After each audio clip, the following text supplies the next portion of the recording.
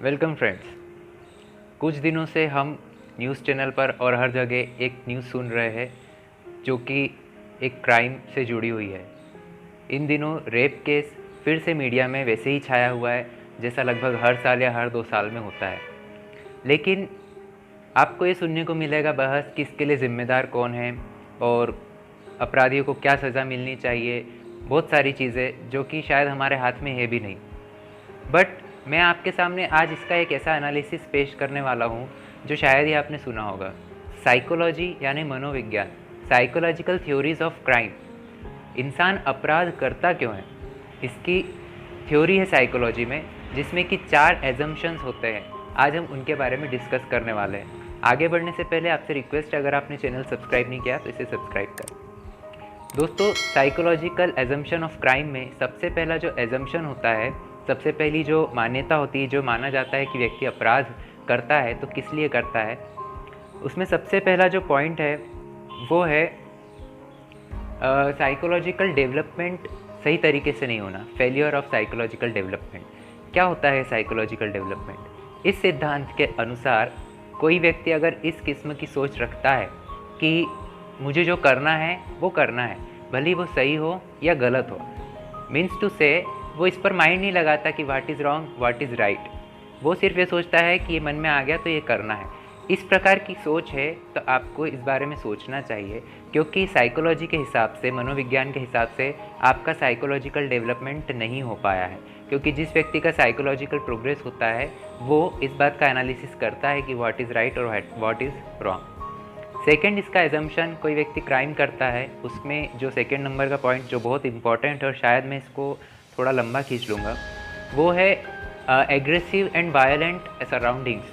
मतलब हमारे आसपास एग्रेसिव और वायलेंस चीज़ें हम देखते हैं, अधिकतर सुनते हैं, सीखते हैं। वो हम हमारे परिवार से सीख सकते हैं, हमारे आसपास के माहौल से सीख सकते हैं। एग्जाम्पल के लिए आप जो मीडिया है, इम्पोर्टेंटली खासकर मूवीज़, वेब सीरीज़, यहाँ से आप देखेंगे तो अगर हम इसको पर्टिकुलरली रेप केस या ऐसे ही किसी विमेन सेंट्रिक क्राइम से रिलेट करें तो हम देखेंगे कि ये जो कुछ भी इन मूवीज़ में और वेब सीरीज़ में दिखाया जाता है, इनमें 2 चीज़ें खास होने लगी अब, खासकर वेब सीरीज़ में।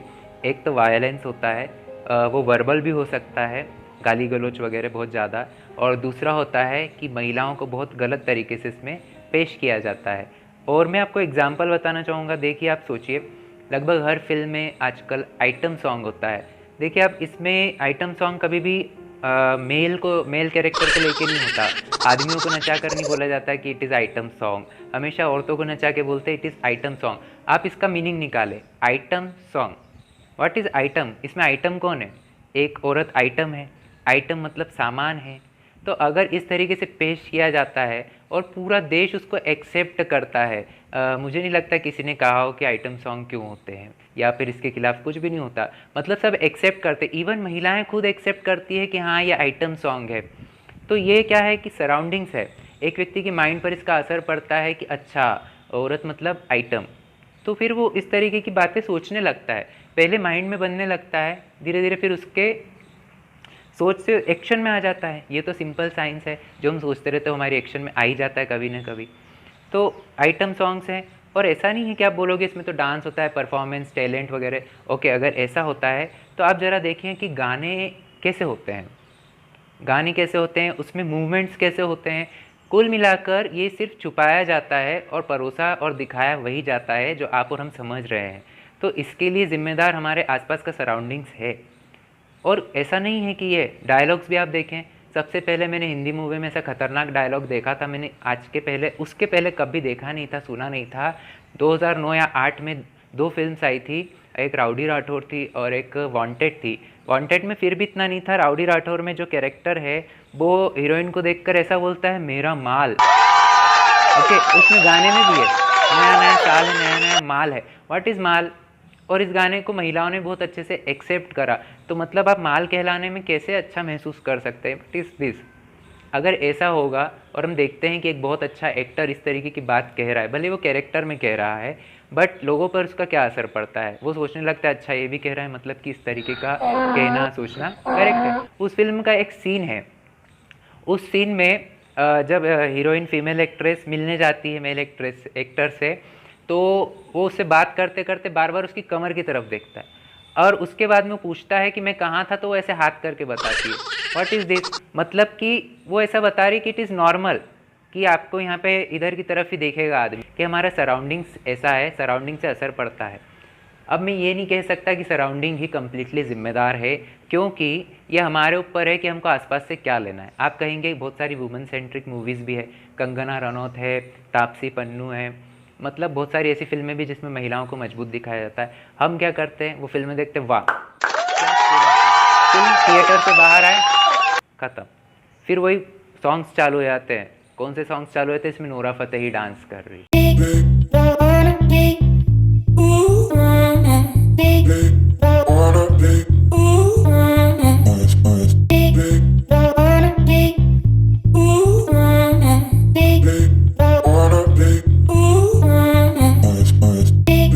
हीटर होती है, मेरे को तो भी मालूम पड़ा। और अगर ऐसा नहीं है तो इसका तो किसी ने अपोज ही नहीं किया गाने का। तो कहने का मतलब क्या है कि है, सब कुछ है, लेकिन हम क्या ले रहे हैं, ये हमारी सराउंडिंग्स में सब कुछ है, बट ज़्यादा जो होगा वही हम लेंगे। कुछ लोग कहते हैं कि कपड़े, आउटफिट्स लड़कियों को ज़रा ध्यान से पहनने चाहिए। ओके, मैं मानता हूँ कपड़े डिसेंट होने चाहिए, बट डिसेंसी को कौन डिफ़ाइन करेगा? कौन बताएगा कि डिसेंसी मतलब क्या? किसी के लिए इतना डिसेंट है, किसी के लिए इतना डिसेंट है, किसी के लिए पूरा लपेट लोगे तो भी वो डिसेंट नहीं है। कहने का मतलब ये है कि डिसेंसी तो हमारे ऊपर है। कोई भी कुछ भी पहन के निकलता है तो हमारे ऊपर है, हम उसको देख के क्या सोचते हैं। और लड़कियों की क्या बात करें, आजकल बॉयज़ को देखेंगे चड्डी से छोटे उनके चड्डे रहते हैं। कहने का अर्थ ये है कि डिसेंसी केवल लड़कियों के लिए नहीं, लड़कों के लिए भी होनी चाहिए, बट वहाँ पर ये नॉर्मल है, तो इधर क्यों नॉर्मल नहीं है? मैं कहना चाहता हूँ, अगर कोई व्यक्ति न्यूड भी बाहर आ जाता है, कुछ नहीं पहना उसने, बट ये हमारे दिमाग पर है कि हम उसके लिए क्या सोच।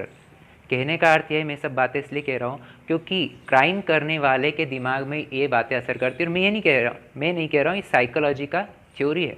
3rd नंबर की theory psychological theory of crime में है, वो ये है कि इनहेरेंट साइकोलॉजिकल ट्रेट्स, इनहेरेंट मतलब हमको हमारे परिवार से, हमारे बड़ों से देख कर हमको ये मिलता है। तो यहाँ बड़ों की जिम्मेदारी होती है कि वो अपने घर के लड़कों को और लड़कियों को, स्पेशली लड़कों को, क्या सिखा रहे हैं। क्या, जैसे कि कोई लड़का, ऐसा नहीं माँ बाप इसके लिए केवल इसमें शामिल, जैसे कोई बच्चा है, उसका एक बड़ा भाई है, वो अपने भाई को ज़्यादा देखेगा क्योंकि उसका भाई उससे उम्र में रिलेट करता है, उसके पास है, तो वो उसको देखकर सीखेगा। अच्छा भाई क्या करता है, अच्छा भाई के पास 5 गर्लफ्रेंड्स है, तो फिर वो ये सोचने लगता है मेरी तो एक भी नहीं है। वो ये सोचने लगता है कि ऐसा होना ज़रूरी है। आज से 2 दशक पहले गर्लफ्रेंड होती थी तो अजीब लगता था, आज गर्लफ्रेंड नहीं होती है तो अजीब लगता है। अब सही क्या है गलत क्या है वो मैं नहीं बता रहा हूँ, मैं ये बता रहा हूँ कि it's depend on our thoughts. और ये हमारे पास कहाँ से आते हैं, हमारी एटमॉस्फेयर से, और हमारे घर में कैसा माहौल, कैसी बातें हैं। तो ये पेरेंट्स की भी जिम्मेदारी है कि वे ऐसी बातों को इग्नोर ना करें। बच्चा कुछ भी गलत कमेंट कर रहा है, सोच रहा है, तो आप उसको ये नहीं कहें कि ये तो चलता है, नहीं। 4th नंबर पे आता है आपका जो लास्ट थ्योरी है, वो ये है कि मेंटल इलनेस।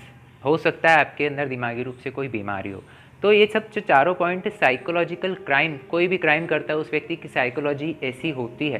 तो आप ये चेक करें कहीं आपकी साइकोलॉजी ऐसी तो नहीं है। अगर है तो आपको सोचना पड़ेगा कि क्रिमिनल तो जिम्मेदार है, हम भी अंदर से क्रिमिनल है, बस हमको वो हिम्मत नहीं मिल पा रही कि हम उसको बाहर क्राइम के रूप में चेंज कर सके, कन्वर्ट कर सके। स्वामी विवेकानंद की एक स्टोरी है, रियल लाइफ। वो स्वामी विवेकानंद अमेरिका में शुरू में प्रचार करने के लिए गए। वहाँ एक बहुत अमीर लड़की उनके प्रवचनों में डेली आती थी। एक बार उसने स्वामी जी से कहा कि आप मुझे बहुत अच्छे लगते हो। स्वामी जी ने कुछ ध्यान नहीं दिया। उसने कहा कि मैं आपके साथ में रिलेशन बनाना चाहती हूँ। स्वामी जी ने कहा ठीक है, मुझे स्वीकार है। लेकिन फिर उसने कुछ दिन में देखा कि कुछ प्रोग्रेस ही नहीं हो रही। उसने कहा मैं आपके साथ फिजिकल रिलेशन बनाना चाहती हूँ, सबसे क्लोज।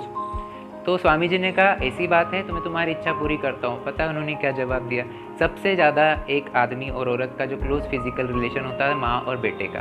आप खुद सोच सकते हैं कि माँ से ही हम शरीर से सबसे ज़्यादा जुड़े रहे हैं, हम उसके अंदर से आए हैं। तो इस कहानी से आप क्या सीखना चाहते हैं वो मैं नहीं बता सकता, वो आपके ऊपर डिपेंड करता है। बट अगर आप फेमिनिस्ट हैं और अगर आप महिला हैं तो फिर आप इस वीडियो को ज़रूर शेयर करें, ताकि इस वीडियो में जो कुछ भी है वो कम से कम किसी के माइंड तक पहुँचे। वीडियो देखने के लिए आपका बहुत बहुत थैंक्स और जुड़े रहने के लिए आप चैनल को सब्सक्राइब भी करें। मिलते हैं अगले वीडियो में। Thank you.